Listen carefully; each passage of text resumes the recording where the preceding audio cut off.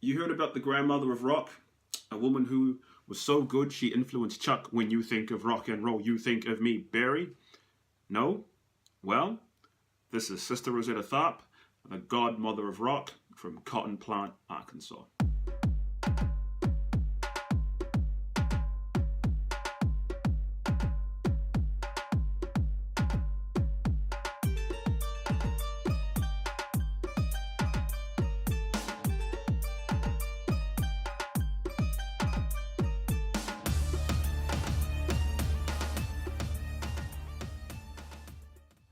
What's dope about her? She could play a guitar and sing like nobody else before anybody else. Sis, she did it before Jimmy, before Elvis, and even before Chuck as well. She was a musical superstar in the 40s and 50s, and for the majority of her career, she managed to keep it straight gospel and being true as a sister. You see, she grew up country and church strong. Church of God in Kojic strong, to be exact. Her mama was called a stomp-down Christian on the count of the stomping and the praising. Legend has it, her mum would try and convert people into the church by playing the music and basically drawing them in and having them stay for the word. Now, her family moved to Chicago when she was 6, and Rosetta was exposed to the jazz and blues fusion of Robert Stemple's Kojic Church. At 6 years old, she was out here playing the guitar in front of the entire church. At 10, she was the main event at the church, playing the guitar and the piano.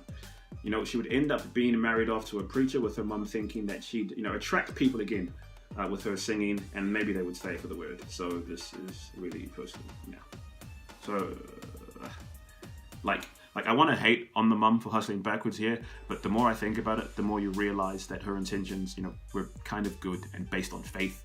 And she was only thinking about people's lives in the church. Fortunately for her, it turns out her husband saw her as a cash cow. And after having some shameful attitudes and beliefs towards women, and after a few years of the preacher man getting paid on the count of Rosetta bounced up to New York. She wound up singing at the Cotton Club, a famous Cotton Club, basically playing and performing for upmarket white people. She kind of sold out for some cash money, as you have to do, and started to sing songs that had no mention of God. Heathen, right?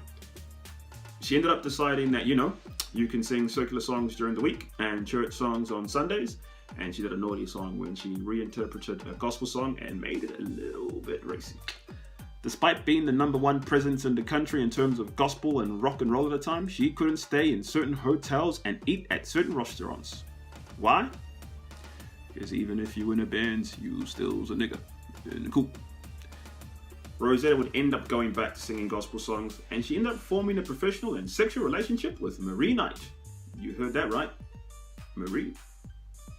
A stroke would see her lose her leg, and another one would end up taking her life, but not before she played a huge influential role in rock and roll and gospel music, with the likes of Little Richard, Johnny Cash, Elvis Presley, Isaac Hayes, and Aretha Franklin, basically talking about her influence to music.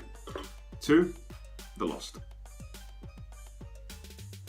So, I have a long list of issues regarding the church, but how many singers and entertainers have come out of singing in the churches? Think about that. Think about Beyonce, John Legend, Brandy, Whitney Houston.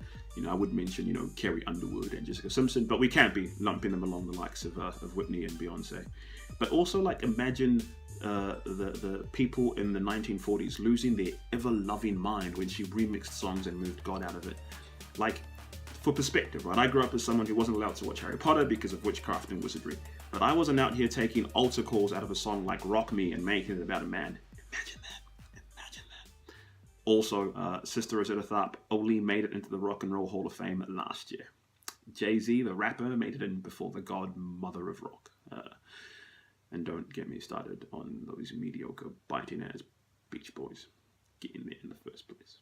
So yeah, Sister Rosetta Tharpe. Check her out.